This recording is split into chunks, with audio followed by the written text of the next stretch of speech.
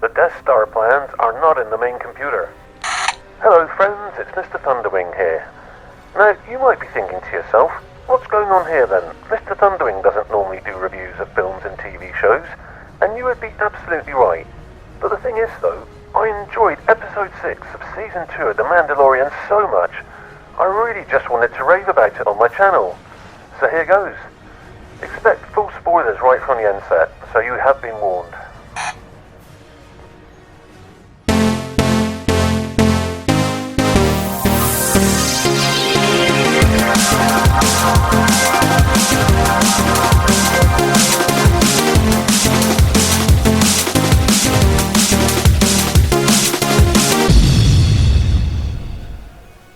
So, yesterday morning I had a Facebook Messenger message from my mate Matt, who lives in Australia, himself a jaded Star Wars fan, that said, "Man, I can imagine you're going to have a sex wee over the latest episode of The Mandalorian."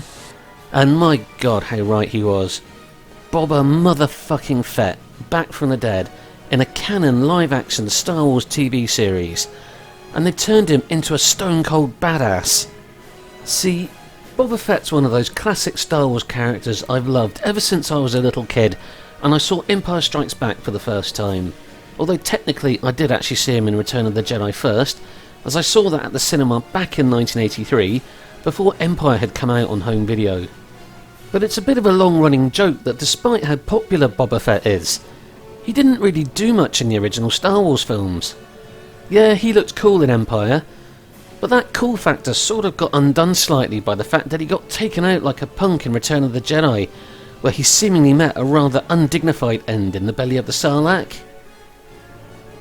Even his clone dad, Jango Fett, didn't really get to do anything super awesome in Attack of the Clones, apart from a very quick, slightly underwhelming fight with Obi-Wan Kenobi on Cameo before ultimately getting beheaded by Mace Windu in an even more underwhelming fight on Geonosis. It's a real shame, as when I'd first heard that Tamira Morrison would be playing Jango, all the way back in the episode 2 pre-publicity hype days, I was really excited to see what he'd bring to the role after his powerhouse performance in his native Kiwi film, Once Were Warriors.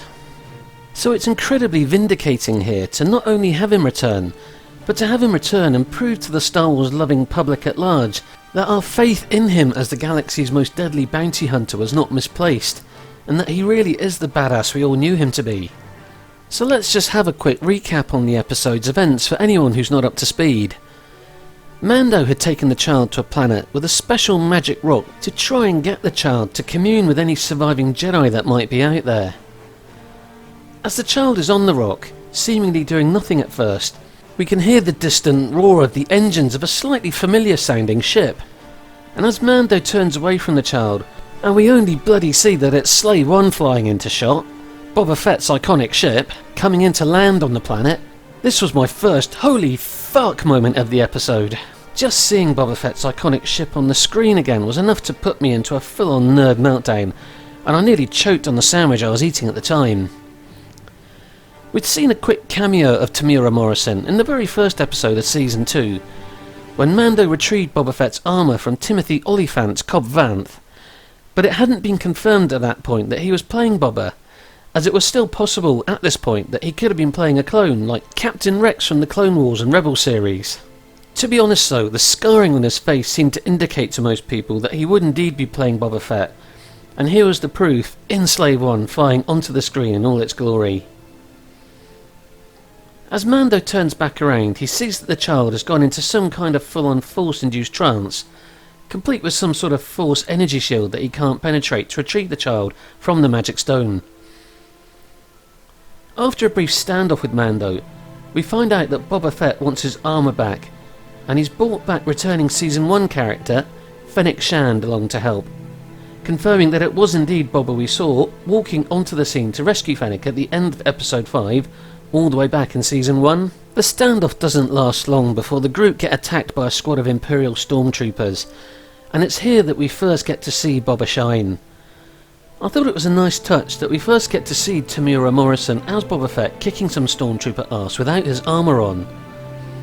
There is a tremendous physicality to Tamira's performance here, as he smashes the stormtroopers about with what looks like a sandperson's gaffy stick, and you see that armour shatter and fragment as he rains blow after blow down upon them. After the seemingly incompetent Boba Fett we'd seen in Return of the Jedi, it was a nice reminder here that this guy is deadly even without his armour. But then, when he finally does get his armour back, oh boy, my full-on nerd meltdown went up several notches to full-on nerdgasm. Boba jetpacks into the middle of a bunch of stormtroopers and just plows through them like a steamroller, with a combination of his guns and gadgets like previously unseen knee-mounted rockets, and also some good old-fashioned fisticuffs, as he doubles over one stormtrooper with a punch to the gut, which he then follows up with what appears to be a wrist-mounted rocket, which then sends that same Imperial chump flying backwards. Awesome stuff. Boba is back, baby, and this time he's not taking any fucking prisoners. I like the fact too that before he reholstered his blaster, he gave it a little twirl in a nod back to Django in episode 2. Big shot Hollywood director Robert Rodriguez, he of the El Mariachi trilogy and Planet Terror fame, was on directing duties here, and oh man, he does such a great job. All the fight choreography is fantastic, and the cinematography in general has a fantastic cinematic look about it. Everything about this episode looks great. So Boba's onslaught puts the stormtroopers into full retreat, where he then proceeds to blow up one of their troop transports, causing it to crash into the other one, prompting a compliment from Mando of, "Nice shot," to which Boba humorously replies, "I was aiming for the other one." It was good to see Ming-Na Wen back as Fennec in this episode, complete with what looks like Terminator intestines now. Does that mean she does metal poos, I wonder? Ooh, and speaking of the Terminator, and getting a smidge off topic, how awesome was it seeing Michael Biehn, aka Kyle Reese and Hicks from Aliens, in last week's episode? Anyway, back to this episode. So before the gang can celebrate too much about seeing off the stormtroopers, the Razor Crest is suddenly completely obliterated from a shot from above from Moff Gideon's mini Star Destroyer, and the Dark Troopers we briefly saw at the end of last week's episode rocket down to the planet's surface and abduct the child. Mando's without his jetpack, so Boba rockets over to Slave One to give pursuit. Seeing Boba back in full armour at the controls of Slave One once again put me back into full-on geek overload territory. So fucking cool to see. Unable to take out the Dark Troopers for fear of accidentally injuring the child, Boba watches on as they return to the light cruiser. As Mando sifts through the wreckage of the Razor Crest, retrieving his Beskar spear, Boba unquestionably proves his own Mando lineage to Din Djarin, and states that he and Fennec will help Mando rescue the child, as his original offer earlier in the episode was that in return for his armour he would guarantee the child's safety. The episode starts to wrap up with Slave One landing on Navarro, with Mando approaching Cara Dune, now a Marshal of the New Republic, seeking details of the incarceration whereabouts of Mayfield, the ex-Imperial sharpshooter we last saw in Season 1, Episode 6. Mando plans to spring him to help him locate Moff Gideon's light cruiser.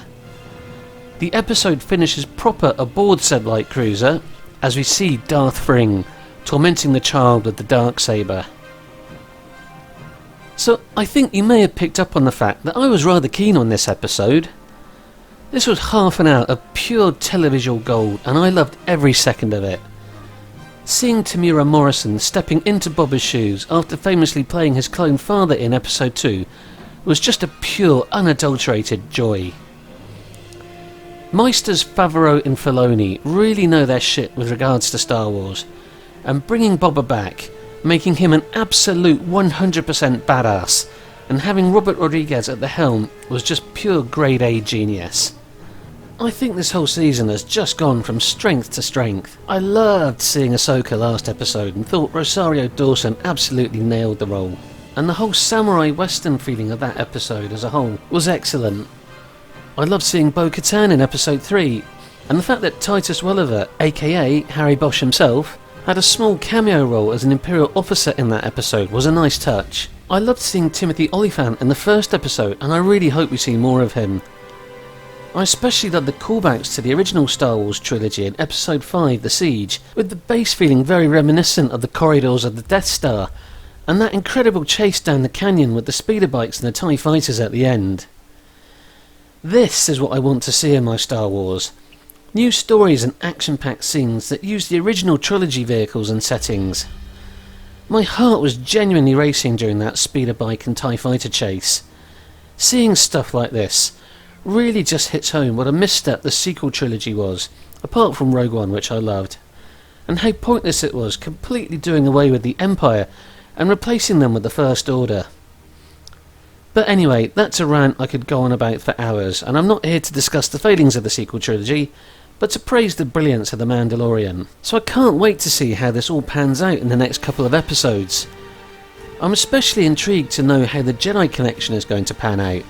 As far as I'm aware, the only Jedi that are in existence at this particular time period in Star Wars are Ahsoka, who technically isn't really a Jedi as she left the Order, Luke Skywalker, and Ezra Bridger from Rebels.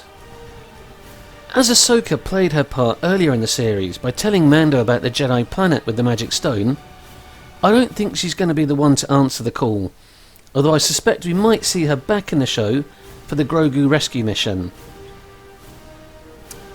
If it's Luke, how would they pull this off, I wonder? I guess they could digitally de-age Mark Hamill, and it's not like Disney don't have past form with this from the Marvel films. I keep hearing rumours about Sebastian Stan being cast as a younger Luke, but as far as I'm aware, they are simply that, rumours. Which leaves Ezra, which I think would kinda make sense after the mention of Grand Admiral Thrawn in Episode 5. Some spoilers here for the very last episode of Rebels, if you haven't seen it yet. So in that final episode, we saw Ezra and Grand Admiral Thrawn getting hyperspace transported on a damaged Star Destroyer to unknown regions far, far, far away. Now, I'm a bit rusty on the timeline here, so somebody correct me in the comments if I'm wrong, but I think the last episode of Rebels was about 5 years before the end of Return of the Jedi, and I think The Mandalorian is about 5 years after it. So that makes for about 10 years that Thrawn and Ezra have, presumably, been travelling together. I think it would be very cool if they went down the route of perhaps initially Ezra was Thrawn's prisoner on board that damaged Star Destroyer, and that the circumstances of surviving in the unknown regions forced them to team up, with Ezra, impressionable youth that he is, eventually falling under Thrawn's sway, being the master tactician and manipulator that he is. Although Thrawn has no force ability, it would be interesting to see if an older version of Ezra, who has been influenced by Thrawn, could in fact return as a Dark Jedi. Anyway, just a little food for thought there. One last idea that I had about the final few episodes of The Mandalorian was whether we might get a reveal that Moff Gideon has given himself an infusion of the child's blood and has now got force abilities of his own. Anyway, let's wrap things up there. Love this episode. Loving the series so far. Can't wait to see what they have in store for the final two. So with that, I'm going to hand you over now to my old mucker and fellow Bristolian Dave Vader, aka Darth Farmer, for the final word.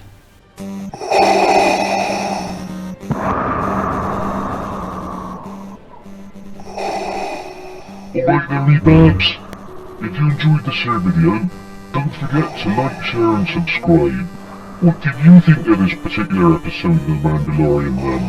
Let I know in the comments. Anyway, toodaloo. I think that nice Mr. Emperor Palestine has got some evil doing he wants I to take care of. Take care, me old muckers. Bye.